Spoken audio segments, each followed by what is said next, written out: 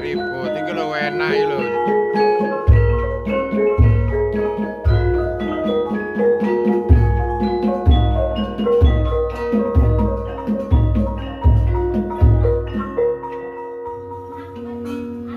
Bisa diperlihatkan. Nah, itu diulang lagi Mas kalau bisa Mas. Bagaimana ini salah satu pelaksanaan pemotongan hewan di Payakumbuh Pak. Di RPH Payakumbuh. Jadi pisaunya Bapak lihat itu bukan pisau tapi apa namanya itu? Pisau yang besar itu dan hanya sekali potong. Ini yang karena kelihatannya mungkin perlu dimatikan lampunya biar Bapak bisa. Coba dilihat lagi ini kira-kira kebetulan ini ada Pak Sihun dan lain yang kebetulan tahu masalah akidah dan lain sebagainya. Kalau seperti yang kita lihat ini Pak Sihun, apakah ini hukumnya sah, halal atau tidak? Kemudian Bapak-bapak Ustadz di sini ada adik-adik kami dari KUA Selebar dan Ustadz yang lain. Hal-hal semacam ini, nah itu disiram dengan air dan lain sebagainya.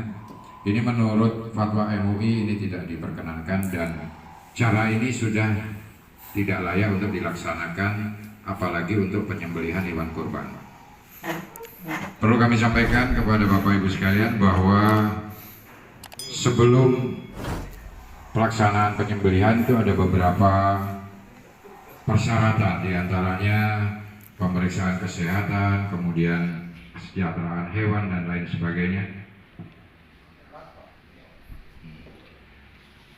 Dan yang lebih lagi bahwa pada saat pelaksanaan penyembelihan itu kita tidak Ini biasa dijual di toko bangunan Pak ada.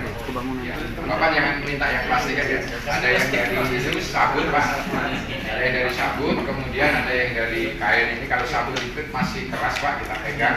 Nah kalau yang ini memang agak mahal Pak karena ini tali panjat gunung, panjat tebing. Ini lebih mahal. Ini sistem Berlin. Ya, jadi Bapak perhatikan yang penting yang pokok di sini. Ini silang, kemudian dikumpulkan di tengah-tengah Pak ya. Ini harus di tengah posisinya. Ini silang juga. Kemudian di sini silang Pak. Nah, ini baru ditarik. Ya Pak ya.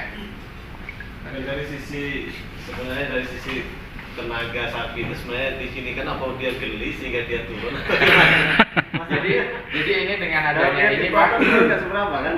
Jadi dari sini ada semacam tekanan dari sini yang pertama, kemudian ini penekanan daripada apa namanya paru-paru dan lain sebagainya terjepit sehingga dia tenaga sapi itu menjadi berkurang. Ini ada tekanan kan otomatis taruh ini dari sini dia untuk merendahkan diri, kemudian di sini paru-paru, jantung dan sebagainya tertekan dengan tali ini sehingga oksigen dan lain sebagainya tenaga daripada ternak itu menjadi berkurang. Itu dengan menggunakan yang biasa dilakukan di saat kita praktek menyembelih. Nah kira-kira mungkin ada yang lain Pak. Kalau Pak dari KUA cuma di begini, silakan Pak. Silakan Pak. Biar kita tahu semua Pak nanti Pak. Kalau sekarang kan lagi Pak. Iya. Nanti syukur-syukur bisa mencoba semua. Ada sapinya 2. Silakan. Kalau sudah roboh gimana Pak ngikatnya Pak? Karena biasanya kan lebih butuh kecepatan juga. Iya, ya. Jadi saya bikin simpulan seperti ini. Yang satu kaki saya ambil baru saya gabung Pak. Gabung Pak ya? Oh iya. Ya, terima kasih Pak. Simpul pertamanya saya gini Pak. Ya. Nah, terima kasih Bapak Ridho yang telah mempraktekkan. Jadi kira-kira sudah paham ya Pak ya? Dari sini kemudian disilangkan di sini, disilang di belakang, di bawah sini disilang lagi. Sehingga kalau sapi pada posisi masih ada tali dia tegak, kita tarik pelan-pelan dia akan roboh dengan kaki belakang terlebih dahulu. Tidak serempak seperti kalau bapak-bapak melaksanakan yang selama ini di masjid ataupun di RT. Sehingga ini akan pelan-pelan roboh.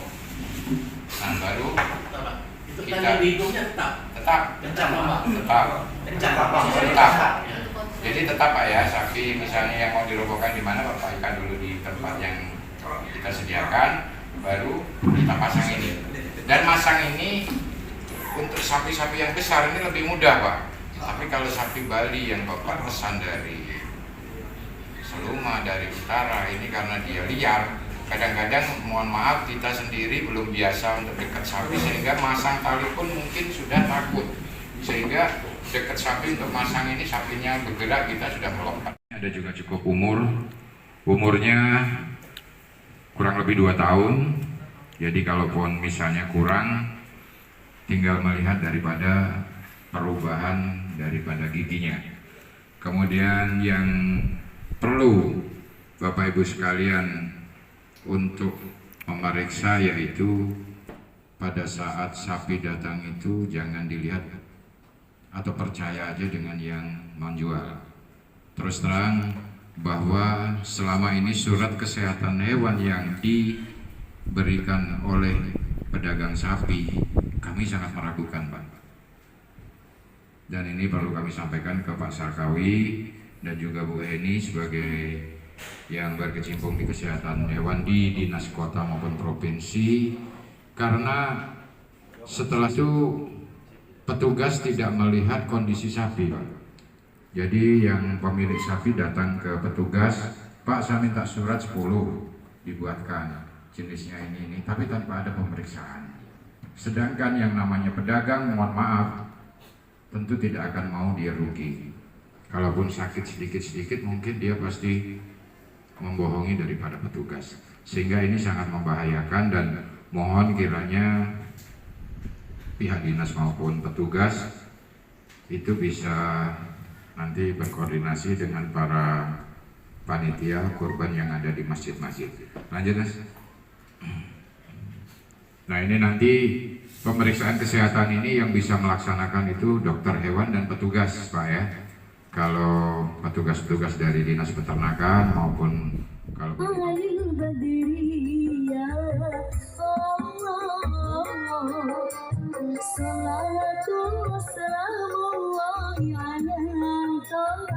Rasulillah, salatu wassalamu ala Yasin Habibi tawasana bismillah wa billahati Rasulillah wa billahati Rasulillah wa kulli mujahidillah bi'alil badri. Dan semuanya aja jangan lupa subscribe, like, dan komen di channel YouTube Kok Danuji Nganjuk. Jangan lupa ya, pokoknya like, comment, subscribe.